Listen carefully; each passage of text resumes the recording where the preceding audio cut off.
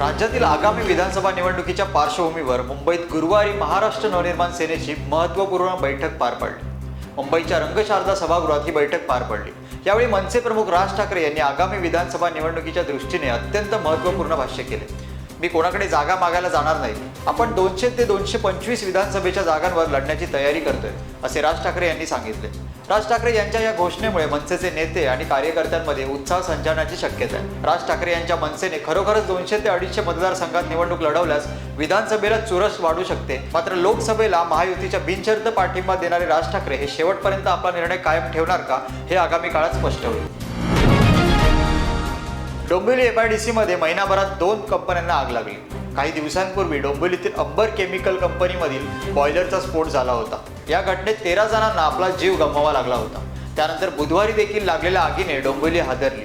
त्यानंतर प्रशासन खळबळून जागे झाले। स्थानिक लोकांनी केमिकल कंपन्यांचे स्थलांतर करण्याची मागणी केली आहे। त्या संदर्भात प्रशासनाने देखील पावले उचलली आहेत। डोंबिवली MIDC मधील 42 केमिकल कंपन्या बंद करण्याचे आदेश देण्यात आले आहेत। राज्य प्रदूषण नियंत्रण महामंडळाकडून या सर्व कंपन्यांना कंपनी बंद करण्याचे आदेश देण्यात आले आहेत। डोंबिवली MIDC मध्ये एकूण 180 केमिकल्स कंपन्या आहेत। त्यातील 42 कंपन्या बंद करण्याचे आदेश दिले असून इतर कंपन्याही बंद करण्यासाठी प्रक्रिया सुरू आहे। उपमुख्यमंत्री अजित पवार यांच्या पत्नी सुनेत्रा पवार यांना राज्यसभेची उमेदवारी देण्यात आली आहे। मात्र यावरून राष्ट्रवादी काँग्रेस पक्षात नाराजी नाट्य सुरू असल्याचे बोलले जाते। मंत्री छगन भुजबळ हे सुनेत्रा पवार यांच्या उमेदवारीवरून नाराज असल्याच्या चर्चा सुरू होत्या। आता मात्र नाराजीवरून खुद्द छगन भुजबळ यांनी स्पष्टीकरण दिले।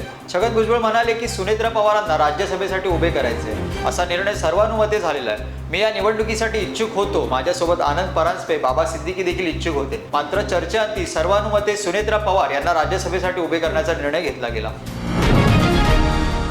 सोशल मीडियावर आपल्या राजकीय सामाजिक मुद्द्यावर बेधडक भाष्य करणारी अभिनेत्री केतकी चितळे हिचा नवा व्हिडिओ समोर आलाय। या व्हिडिओत केतकीने थेट महायुती सरकारवर हल्लाबोल केलाय। तुम्हाला आता हिंदूंची मते नको का, असा सवाल तिने केलाय। वक्फ बोर्डाबाबत राज्य सरकारने घेतलेल्या निर्णयावर तिने सडकून टीका केली। राज्यातील महायुती सरकारने वक्फ बोर्डाला 10 कोटींचे अनुदान देण्याचा निर्णय घेतला गेला। या निर्णयावर टीका करताना केतकीने एक व्हिडिओ जारी केलाय। केतकीने म्हटले की आज सकाळीच बातमी वाचून मला धक्का बसला। या बातमीवर काय बोलावे हे कळत नाहीये। ज्यांनी मतही दिले नाहीये त्यांना बळकट करण्यासाठी 10 कोटी दिलेत। तुम्ही बधीर झालात की आम्हाला बधीर करत आहात, असा प्रश्न तिने उपस्थित केला। लोकसभेत पंतप्रधान कोण असेल हे ठरवले होते आणि त्यानुसार मत दिले होते। विधानसभेत आता कोणता झेंडा हाती घेऊ, असा प्रश्न पडला असल्याचे केतकीने म्हटले।